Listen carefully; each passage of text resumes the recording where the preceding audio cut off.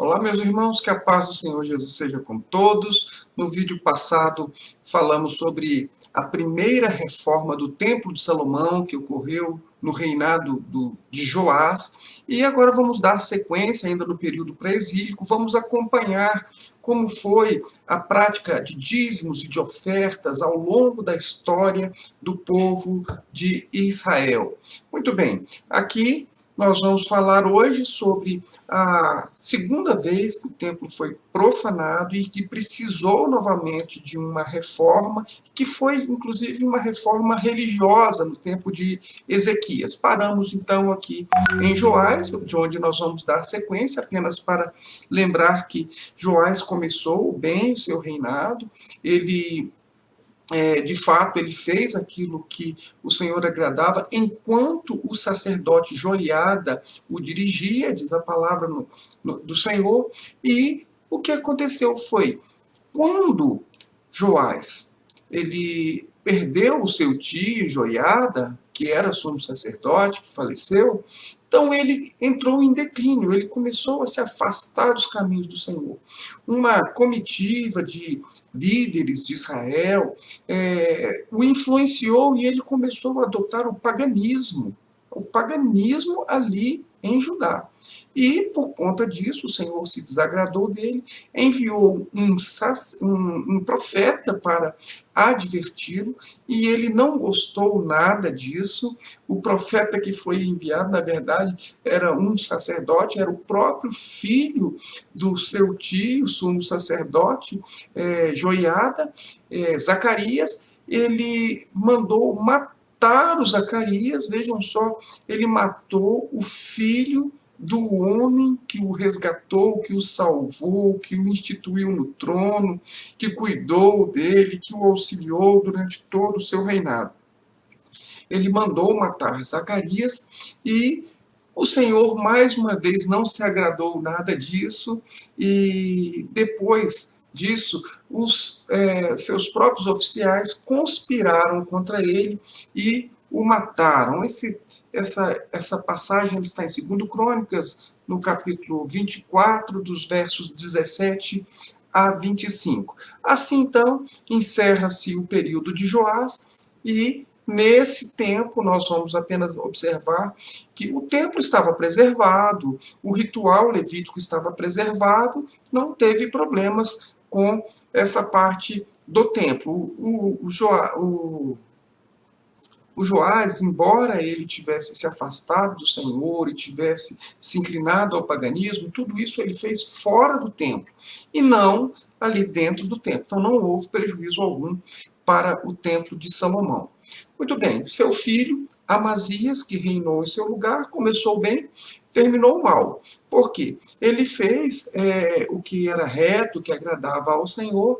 Logo no começo ele assassinou aquelas pessoas que haviam matado seu pai, e não matou os seus filhos, porque ele se lembrou da palavra do Senhor que dizia que os filhos não deveriam pagar pelos pecados dos seus pais. Então ele preservou ali os seus filhos, e na sua história, no seu reinado, ele intentou fazer uma guerra contra os edomitas, viu que tinha 300.000 soldados em Judá, mas, achando pouco, contratou 100.000 soldados de Israel, fazendo ali uma espécie de uma aliança militar, mas acontece que aqueles homens eram mercenários, eles estavam lutando por dinheiro, por 3,5 toneladas de prata, que foi dado a eles. O Senhor também não se agradou desse negócio, mandou um profeta para falar então com Amazias. Amazias, contrariado, dispensou o exército de Israel e foi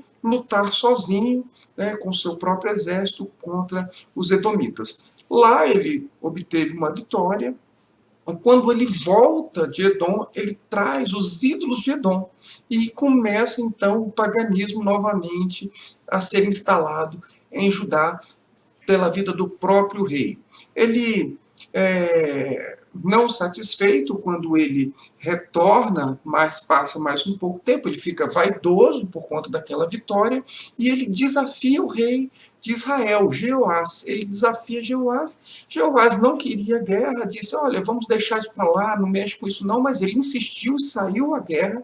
Jeoás o derrotou, o pegou cativo, levou ele para Jerusalém, derrubou 180 metros de muro em Jerusalém, invadiu o templo e de lá saqueou todo o que tinha de valor, de ouro, de prata, de utensílios, saqueou o templo. Então foi isso o que aconteceu. Ao final da sua vida, ele foi vítima de uma conspiração e ele morreu assassinado em Laques. Ele fugiu, porque Laques era uma cidade de Judá fortificada, fugiu para lá, mas foi assassinado. Importante notar mais uma vez que, apesar da sua idolatria, o templo estava preservado. Não há nenhuma informação de que o templo tenha sido prejudicado, nem o seu ritual nesse tempo.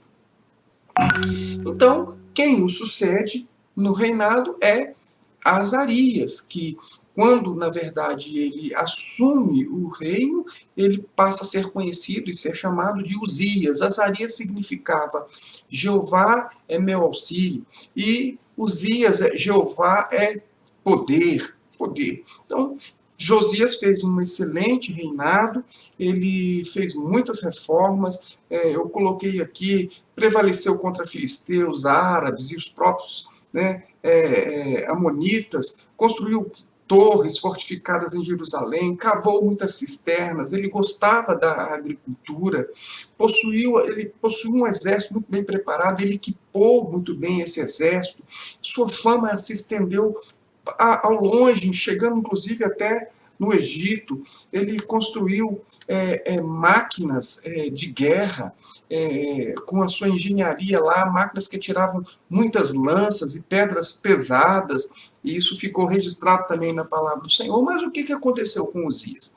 O Uzias, ele ficou vaidoso também, e ele pretendeu oferecer incenso no templo do Senhor. Os sacerdotes o seguiram quando ele se dirigiu para lá para fazer isso, o seguiram e o repreenderam, ele não gostou, mas na mesma hora o Senhor lançou a lepra sobre Uzias, e ele então foge ali do templo, e ele passou a viver isolado, não mais no seu palácio, mas passou a viver numa casa isolada até a sua morte. E ele morreu, foi sepultado, morreu leproso, e nesse período também nós vemos o templo preservado. Inclusive, observamos até que os sacerdotes, eles estavam ali zelando para que o templo não fosse profanado. Quem o sucedeu foi Jotão, seu filho, um bom rei, do início ao fim. Não há registros de que ele tenha se entregado à idolatria. O registro que tem com relação de não tirar os altos que estavam espalhados pelos termos de Judá, nem ele fez, nenhum outro rei fez. O único rei que fez isso foi Ezequias mais na frente. Então, todos os reis que assumiam, apesar de serem reis bons, eles não eliminavam aqueles altares que estavam espalhados por todo o Judá, e que evitavam que as pessoas fossem, então, a Jerusalém cumprir ali com seus votos pessoais. Mas isso já foi uma prática que vem desde Salomão. Foi Salomão que instituiu essa prática, e o Senhor desagradava, mas ela acabou permanecendo por muito tempo. Jotão reconstruiu a porta superior do templo, talvez porque ela tenha sido prejudicada quando Jeoás de Israel invadiu o templo para saqueá-lo. Pode ser que tenha prejudicado. Ele reformou então a porta, restaurou boa parte, melhorou os muros ali da cidade, enfrentou a Síria, venceu os amonistas, construiu fortes e torres nas matas e morreu sem deixar nenhum registro de idolatria. O templo, então, e o seu ritual estava preservado até Jotão. Agora vem o problema. Com o reinado de seu filho Acás, desde o começo foi um rei idólatra, foi um rei pagão. Ele adotou a idolatria e o paganismo, e por conta disso o Senhor desagradou-se e mandou avisá-lo, e por conta disso ele foi atacado por Israel, por Edom, pelos filisteus, e naquelas guerras todas que ele estava sempre envolvido, ele chegou a pedir ajuda à Assíria, contra pediu ajuda para a Síria, porque ele estava temendo a Síria, ali onde a capital é Damasco. A Síria o ajudou e venceu ali a Síria em Damasco, e quando ele foi então até Damasco para se encontrar com o rei da Síria, ele viu um altar lá que ele ficou impressionado com esse altar. Quando ele viu aquilo lá, ele achou muito mais bonito do que aquele que estava no templo de Salomão. Ele manda então ele pega o projeto desse altar, envia para Urias, que era o sacerdote lá do templo, envia e diz, olha, eu quero que construa um altar igual a esse. Então, Acais, quando ele regressa já para Jerusalém, o altar já estava pronto, ele mandou tirar a bacia de bronze de cima dos bois, ele afastou, colocou ali junto do altar do Senhor esse altar idólatra, trouxe vários outros tipos de idolatria, colocou dentro do templo, só que não teve dificuldade porque no seu reinado o templo já estava desativado. Já o culto levítico, o ritual levítico já tinha cessado, eles pararam. Ele se dedicou completamente ao paganismo e influenciou toda a vida religiosa de Judá. Então, ele profanou o templo, degradou o templo, causou muitos problemas. Então, aí sim nós temos um templo abandonado, um ritual que cessou e, enfim, todo o processo ali de dízimos, de ofertas, também parou. Não tínhamos levitas, os levitas foram dispersos por todo o Judá, porque eles não tinham mais como ficar ali, eles iam fazer turnos lá, num tempo que não estava funcionando. A palavra chega a registrar que ele trancou as portas do templo, embora ele próprio fosse ali para consultar os deuses, ele fazia uma espécie de consulta a espíritos dos deuses ali naquele altar que ele trouxe de Damasco. Pois bem, em Ezequias, quando Acais morre, vem o seu filho Ezequias em seu lugar, e Ezequias foi um rei bom desde o começo. Ezequias, ele tem vários registros interessantes sobre Ezequias, que não é o caso, mas ele confiou em Deus, resistiu a Senaqueribe, da Síria, e o Senhor deu uma grande bênção. O Isaías também participou desse contexto. Ele chegou a adoecer, mas ele orou ao Senhor, o Senhor deu a ele mais 15 anos de vida, e cometeu alguns errinhos também, né? Porque ele mostrou, nesses 15 anos a mais de vida, ele chegou a receber uma comitiva da Babilônia, e ele mostrou os tesouros da cidade e do templo para a Babilônia, e depois a Babilônia invadiu Judá e saqueou todos esses tesouros. Mas o que é interessante em Ezequias, é que ele promoveu aqui uma reforma religiosa. Não foi simplesmente uma restauração do templo, foi uma restauração do ritual levítico, que já estava cessado por 16 anos, que foi o período do reinado do seu pai. Muito bem, ele então ordena primeiramente a purificação do templo, remover todos os altares idólatras, quebrou a serpente de bronze, que ainda era dourada, aquela serpente que Moisés levantou lá no deserto, que passou a ser conhecida como Neustã. Ele quebrou essa serpente, consertou todo o templo, reabriu as portas do templo, convocou os levitas e sacerdotes, ordenou que eles pudessem, de todo o Judá, ordenou que eles se purificassem, que eles se preparassem, que eles se consagrassem, para também consagrar o templo. E fizeram isso. Ordenou, então, uma consagração pessoal e uma consagração do local do culto levítico. Bom, em sua reforma religiosa, ele restabeleceu os sacrifícios no templo, que já não estavam funcionando, reativou os turnos levíticos, para todos os levitas que estavam habitando em Judá e em Jerusalém, e retomou, então, a comemoração da Páscoa. Chegou a convidar, inclusive, pessoas de Israel, algumas zombaram, outras até foram, mas para também participarem da Páscoa e se reconciliarem com o Senhor.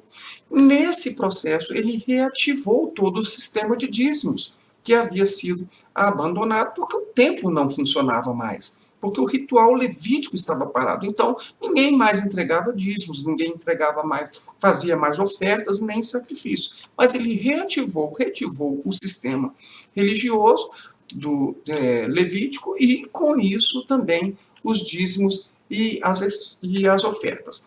Acontece que, como ele fez uma festa na Páscoa e as pessoas então todas vieram a Jerusalém ao mesmo tempo, diz a palavra que eles amontoaram pilhas e pilhas de cereais, de alimentos, de ofertas que eram trazidas pelas pessoas para cumprir ali com seus votos, para entregar os seus dízimos. Isso aconteceu tudo de uma vez só. Ele pegou aquela sala, aquelas grandes salas do templo, que foram construídas no templo por Salomão, muitas eram usadas para guardar os utensílios, e ele fez despensas dessas salas, ele fez dessas salas grandes despensas. Lógico, tudo muito bem organizado, separado pelos tipos de alimentos que eles recebiam, mas ele fez, ordenou, organizou tudo isso, e estas salas, elas passaram a ser conhecidas, e elas são referidas depois, tanto em Neemias como em Zacarias, em Malaquias, perdão, começou a ser conhecida como a Casa do Tesouro. Então, eu coloquei o texto aqui de Neemias para que nós possamos observar que são as mesmas salas, né, que foram utilizadas, passaram a ser utilizadas como depósito ali por Ezequias. Então, ele diz aqui, um sacerdote descendente de Arão, olha como era o processo restabelecido por Neemias. Nós vamos falar depois com mais vagar sobre Neemias, sobre Esdras, aqui apenas para poder dar uma adiantada. Então, ele está também restabelecendo o culto levítico, o ritual levítico, quando voltaram, quando retornaram do cativeiro. Então, Neemias diz assim, um sacerdote descendente de Arão deverá acompanhar os levitas quando receberem os dízimos, confirmando aquilo que nós já havíamos visto já ao falar sobre os dízimos da lei. Então, os dízimos eles eram recebidos pelos levitas e não pelos sacerdotes. O sacerdote acompanhava o recebimento dos dízimos e o que ele fazia, então? Ele retirava apenas 10% daqueles dízimos recebidos pelos levitas. Isso nós já vimos, mas aqui Neemias vem e confirma que o procedimento era exatamente esse. 1/10 dos dízimos ao templo do nosso Deus. Então, apenas 1/10 dos dízimos recebidos pelos levitas eram destinados ao armazenamento ali no templo, né, naquelas salas, na casa do tesouro. Então, a casa do tesouro armazenava apenas 10% dos 10% que eram entregues como os dízimos. Então, não eram todos os dízimos que eram armazenados na casa do tesouro. Então, Neemias aqui, se você lê na versão revista e atualizada, ele chama as câmaras da casa do tesouro, que são aqueles mesmos depósitos, aquelas salas que são referidas ali por Ezequias. O povo de Israel, inclusive, os levitas deverão trazer as ofertas de cereal, vinho, azeite, porque lá também tinha essas salas, tinham os utensílios, por isso são chamadas de casa do tesouro. Então vejam só que ali naquelas salas eram armazenados alimentos, vinho, azeite, ali frutas, cereais, todas essas coisas. Isso fica bastante claro aqui em Neemias. É importante fazer aqui uma observação. O livro de Malaquias, ele diz trazer todos os dízimos à casa do tesouro. Causa a impressão de que todos os dízimos iam para o templo.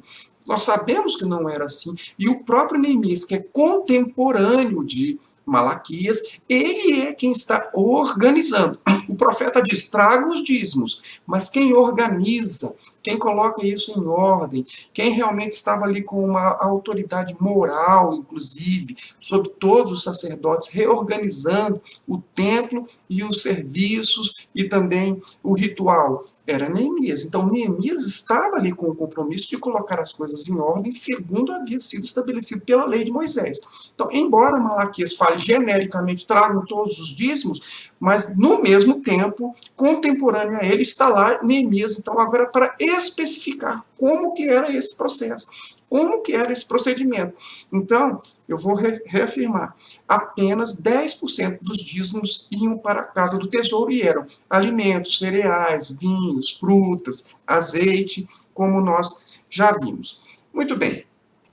Agora, nós vamos aqui, fiz aqui um quadrinho aqui só para facilitar. Nós temos os depósitos, né, são chamados a Casa do Tesouro, são a mesma coisa, depósito do templo, as câmaras da Casa do Tesouro, como diz em Neemias, ou Casa do Tesouro, como diz em Malaquias. Mas eram cereais, frutas, azeite, vinhos, né? E aí nós temos aqui, eu já falei, né, sobre dízimos dos dízimos que iriam para a Casa do Tesouro. Muito bem, aqui nós vamos então fazer a nossa conclusão.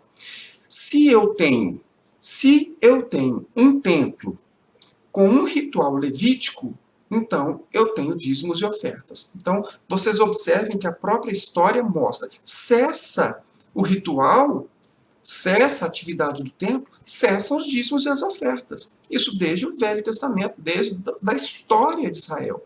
Cessadas as atividades do templo de Israel, do ritual levítico, não há disso, não há que se falar em dízimos nem em ofertas. Os levitas, eles vão embora e vão trabalhar, e vão cuidar das suas vidas pelas cidades ali em Judá.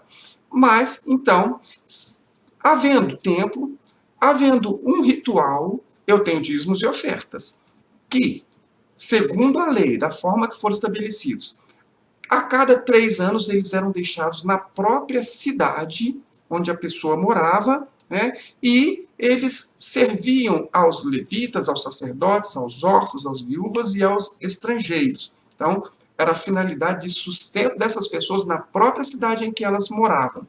Bom, o dízimo anual, que era então entregue em Jerusalém, era entregue aos levitas e não aos sacerdotes. Apenas um sacerdote acompanhava aquele procedimento. E então, esses dízimos, eles eram, então, retirados deles 10% apenas, e esses 10% eram levados ao templo, à Casa do Tesouro, para onde eram depositados grãos, vinhos, azeites, mel e frutas, conforme nós vimos. Então, amados, observem bem, isso aqui é o que está na palavra de Deus, isso aqui é o que foi instituído pela lei, e isso foi o que Israel praticou. Israel praticou assim. Como nós podemos aplicar essa estrutura da lei para a igreja no tempo da graça? É simplesmente uma coisa vergonhosa alguém utilizar a Bíblia, pegar parte da lei, apenas a parte que se refere a um percentual, para dizer que Deus exigiu isso da igreja. Veja, chega a ser alguma coisa espantosa ver pessoas, pastores, líderes que conhecem a palavra de Deus, ou pelo menos que deveriam conhecer, pretender aplicar a lei no tempo da graça e, pior, aplicar parcialmente. Então, para a nossa advertência, olha só, eu esqueci que tinha até mais uma historinha aqui. Então, o que ia para a Casa do Tesouro eram os cereais, o vinho, o azeite, os grãos, 10% dos dízimos, apenas o dízimo dos dízimos. E os valores, então, referentes ao imposto de Moisés, que era entregue em prata. Esse valor, para onde ele ia? Ele ia, nós vimos nos vídeos passados, ele ia para as caixas que foram colocadas e que passaram a se chamar gasofilácio, aquela caixa que foi criada, então, conforme nós vimos no último vídeo, no reinado de Joás. Aquela caixa é onde se colocava, então, o valor, que era em prata, para a manutenção do templo, era específico para a manutenção do templo, e esse valor, então, não era entregue na Casa do Tesouro. Esse valor, ele era colocado ali, a Casa do Tesouro, naquelas câmaras. Esse valor era colocado nas caixas. Então, vinha lá um secretário do rei, juntamente com o sumo sacerdote, que pesavam essa prata e entregavam, então, para os supervisores do templo, aquelas pessoas que deveriam fazer a manutenção e a reforma. Assim foi estabelecido pela lei e assim passou a se praticar. Então, e o dinheiro que podia ser entregue aos sacerdotes? Vejam bem, esse dinheiro foi uma distorção. Isso não foi instituído pela lei, não foi instituído por Deus. Foi uma negociação que foi feita entre Joás e Joiada, e eles recebiam, os sacerdotes recebiam esse dinheiro, mas é bom lembrar, esse dinheiro ele não vinha para o templo. esse dinheiro ia diretamente para os sacerdotes. Retomando aqui, como aplicar isso à igreja? Só é possível para quem faz isso parcialmente, para quem utiliza a lei parcialmente, o que não é devido, e o Senhor reprova isso. E eu vou deixar aqui, para nós encerrarmos, um texto do próprio Malaquias, mostrando o profeta repreendendo os sacerdotes. Por quê? Porque eles estavam utilizando a lei parcialmente. Vejam só. E agora, esta advertência é para vocês, ó sacerdotes. Então, Malaquias falando especificamente agora, Deus tratando com os sacerdotes. Se vocês não derem ouvidos e se não se dispuserem a honrar ao Senhor, cumprir a palavra de Deus é honrar ao Senhor. Desprezar a palavra de Deus é desonrar ao Senhor. Se não se dispuserem a honrar o meu nome, diz o Senhor dos Exércitos, lançarei maldição sobre vocês e até amaldiçoarei as suas bênçãos. Queridos, nós devemos tomar cuidado, porque até as bênçãos das pessoas que distorcem a palavra de Deus são amaldiçoadas. Aquela bênção que as pessoas estão dando, como se fossem procedentes do Senhor, mas fazendo aquilo que Deus não instituiu, que Deus não estabeleceu, contrariando, torcendo, mudando a palavra, né? Essas pessoas, até a bênção que eles dizem que dão, é amaldiçoada por Deus. O Senhor está dizendo aqui, ó, amaldiçoarei as suas bênçãos. E vocês se desviaram do caminho e, pelo seu ensino, causaram a queda de muita gente. Vejam, o ensino errado, o ensino distorcido, colocar na cabeça das pessoas coisas que não tem na Bíblia, colocar na cabeça das pessoas um procedimento que não foi instituído por Deus, tentar fazer com que as pessoas sigam a lei de Moisés parcialmente. Este ensino, ele é reprovado por Deus. E pelo seu ensino causaram a queda de muita gente. Quantas e quantas pessoas hoje estão se afastando do Senhor porque elas estão absolutamente enojadas de ver o que se estão fazendo nas igrejas. A pedição de dinheiro descarada, a utilização forjada, adulterada da palavra de Deus, misticismo, uma série de coisas que não existe na Bíblia, que o Senhor nunca requereu, ao contrário, que o Senhor detesta a adivinhação e coisas do gênero. E o Senhor diz aqui, ó, vocês quebraram a aliança de Levi, diz o Senhor dos Exércitos, porque vocês não seguem os meus caminhos, mas são parciais quando ensinam a lei. O Senhor, ele não gosta de incoerência. Há uma parcialidade. Você quer cumprir a lei? Cumpra por completo. Agora, utilizar a lei em partes, o Senhor detesta. Foi por isso, eu disse no vídeo passado, se não me engano, que Jesus repreendeu os fariseus. Vocês são hipócritas. Por que vocês são hipócritas? Porque vocês aplicam a lei parcialmente. Vocês cumprem a lei parcialmente. Vocês dão dízimo do endro, da hortelã, do cominho, não é verdade? Mas vocês negligenciam as outras partes importantes, as mais importantes da lei. A justiça, a misericórdia, a fé ou a fidelidade, como diz a NVI. Então, essas pessoas são repreendidas por Jesus. Os fariseus são repreendidos por Jesus, da mesma forma que Malaquias, o profeta Malaquias, está repreendendo os sacerdotes. Vocês são hipócritas, vocês não podem ensinar a lei parcialmente, vocês não podem cumprir a lei parcialmente, usar a lei parcialmente. A igreja nem mesmo teria que estar cumprindo preceitos da lei, nem mesmo teria que, quanto mais ser induzida a cumprir a lei parcialmente, com engano, com dissimulação, com histórias, para se fazer aquilo que o Senhor não se agrada. Nós precisamos pensar muito sobre isso, para que, se queremos realmente seguir ao Senhor, fazer a sua vontade, essa questão que eu coloco sobre dízimo, sobre as ofertas, não é simplesmente uma questão, não, isso aqui é só uma questão de manutenção da igreja. Não, para a manutenção da igreja, o Senhor estabeleceu para a igreja outra forma, outro procedimento, nós vamos ver mais à frente. Agora, utilizar a lei, adulterar a palavra de Deus, distorcer os ensinos do Senhor, utilizar as coisas de modo dissimulado, isso é muito grave. E é uma advertência que o Senhor faz aos sacerdotes e a nós, até porque queremos ser abençoados, não queremos receber bênçãos que, na verdade, não são bênçãos, mas que são maldições que vêm porque contrariam a palavra do Senhor, e isso é muito sério. Eu espero que isso tenha ficado claro. No vídeo seguinte, vamos avançar agora um pouquinho mais, vamos falar sobre o rei Josias, depois vamos entrar em Esdras, Neemias, aí vamos então tratar especificamente do livro de Malaquias, antes de entrarmos no período de Jesus, no tempo do Novo Testamento, e, enfim, como a igreja deve trabalhar essa questão para a sua provisão, para o cumprimento da sua missão. Vamos ficando agora por aqui. Se você está acompanhando e deseja continuar acompanhando esses vídeos, basta dar o joinha, o like, se inscrever no canal e você vai estar recebendo a informação sempre que houver um vídeo novo.